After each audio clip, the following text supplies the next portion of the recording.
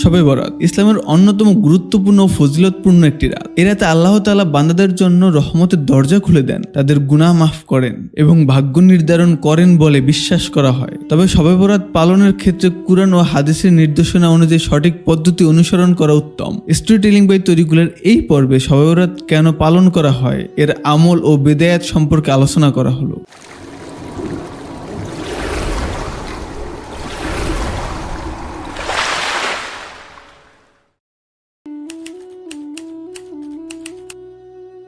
শবে বরাত হলো ইসলামিক ক্যালেন্ডারের শাবান মাসের 14 তারিখের রাত। শবে বরাত ফার্সি শব্দ যার অর্থ মুক্তির রাত। আরবি ভাষায় একে লাইলাতুল বরাত অর্থাৎ মুক্তির রজনী বলা হয়। এই রাতে আল্লাহ বান্দাদের গুনাহ মাফ করেন যদি তারা আন্তরিকভাবে তওবা করে। অনেক ইসলামিক ব্যাখ্যায় বলা হয় শবে বরাত আগামী বছরের জন্য রিজিক, আয়ু ও অন্যান্য ভাগ্য নির্ধারণ হয়। আল্লাহ তাআলা এই রাতে বান্দাদের প্রতি বিশেষ রহমত বর্ষণ করেন এবং তার কাছে দোয়া কবুল হয়। হাদিসে বর্ণিত আছে যে নবী করিম সাল্লাল্লাহু আলাইহি ওয়াসাল্লাম শাবান মাসের 14 তারিখের রাতে ইবাদত করতেন এবং উম্মতের জন্য দোয়া করতেন।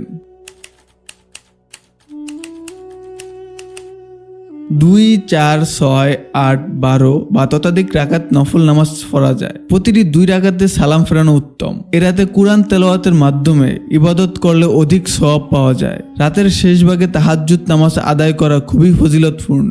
আল্লাহর দরবারে গুনাহের জন্য ক্ষমা চাওয়া ও তওবা করা, নিজের ও সকল মুসলমানদের জন্য দোয়া করা, প্রিয় নবী সাল্লাল্লাহু আলাইহি সাল্লামের প্রতি বেশি বেশি দুরূদ পাঠ করা, বিভিন্ন দোয়া, তাসবিহ, তাহলিল এবং আল্লাহর গুণবাচক নামসমূহ জপ করা। রাসূল সাল্লাল্লাহু আলাইহি সাল্লাম শবে বরাতে কবর জিয়ারত করতেন, তাই এটি সুন্নত আমল। গরিব দুঃখীদের মাঝে দান করা, আত্মীয় স্বজনের প্রতি সদয় হওয়া। অনেক সাহাবী ও ইসলামী স্কলাররা 15ই শাবান রোজা রাখার কথা বলেছেন।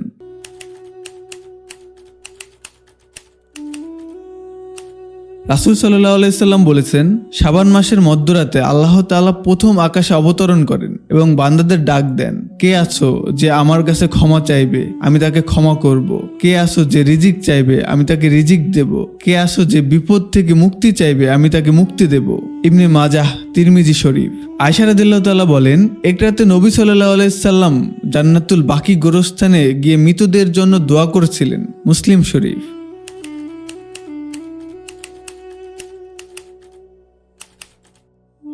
শবে বরাত পালন করা ইসলামী সংস্কৃতির অংশ হলেও কিছু বিদায়াতি কাজ সমাজে প্রচলিত রয়েছে, যেমন বিশেষ হালুয়া বা খাবারের আয়োজন করা বাধ্যতামূলক মনে করা, আতশবাজি বা বাজি ফোটানো, শুধু এই রাতে ইবাদত করা এবং অন্য সময় গুনাহ করা।